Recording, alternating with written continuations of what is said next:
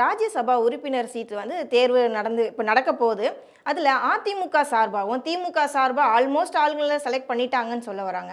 இப்போ திமுக சார்பில் யாரெல்லாம் செலக்ட் பண்ணியிருக்காங்க நம்ம நல்லாவே தெரியும். அதில் முக்கியமான ஒரு கேள்வி என்னன்னு பார்த்தீங்கன்னா, திரு வைகோ அவருக்கு வந்துட்டு சீட்டு தரலை அப்படின்ற மாதிரி ஒரு குற்றச்சாட்டு இருக்கு. அது உண்மையா?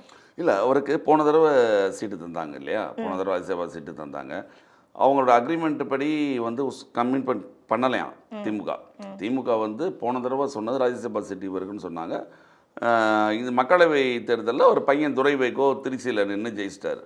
அப்படிங்கும்பொழுது அந்த இவரோட இடத்த தான் கமலஹாசன் அவர்களுக்கு தந்திருக்காங்க.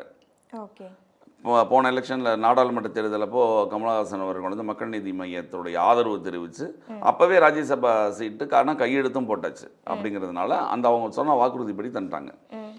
வைகோ அவர்களுக்கான வாக்குறுதி அவங்க தரலை.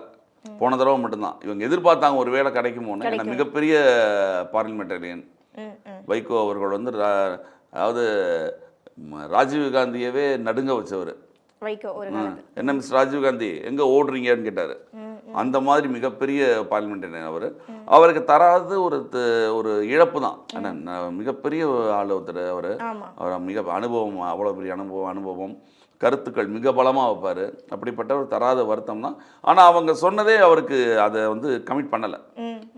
அவருக்கு ராஜு முடிஞ்சோன்னா பையன் அவருக்கு துரை வைகோக்கு கொடுத்துட்டாங்க. அது கொடுத்துட்டாங்க.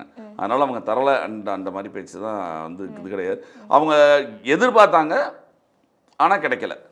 அதுதானே தவிர அவங்க இப்போ வாக்குறுதி கொடுத்துட்டு செய்யாத மாதிரி கிடையாது. இப்போ நீங்கள் அதிமுகவில் பார்த்தீங்கன்னா பெரிய பிரச்சனை வருது இல்லையா? அதிமுக தேமுதிகக்கும் 2021 தேர்தல் அப்போவே நாங்கள் வந்து எங்களுக்கு தரேன்னு சொன்னாங்க.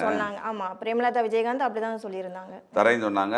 அது வந்து அன்புமணி அவர்கள் பறிச்சுட்டு போயிட்டாரு. அதனால விட்டு போச்சு. ரெண்டாவது வந்து ஜி.கே. வாசன் அதிமுக சார்பில் வந்து ஜி.கே. வாசனும் மாநிலங்களவை தேர்ந்தெடுத்தாங்க. அதனால விட்டு போச்சு. இந்த தடவை தந்தான் தீரணும், தர்மத்தை மீறக்கூடாதுலாம் சொன்னாங்க. அந்த பிரச்சனை திமுக கிடையாது. இவங்க அந்த மாதிரி எந்த இதுவுமே கொடுக்கல, வாக்குறுதியும் கொடுக்கல. அதனால வந்து வைகோக்கு தரலை. அவ்வளவுதான்.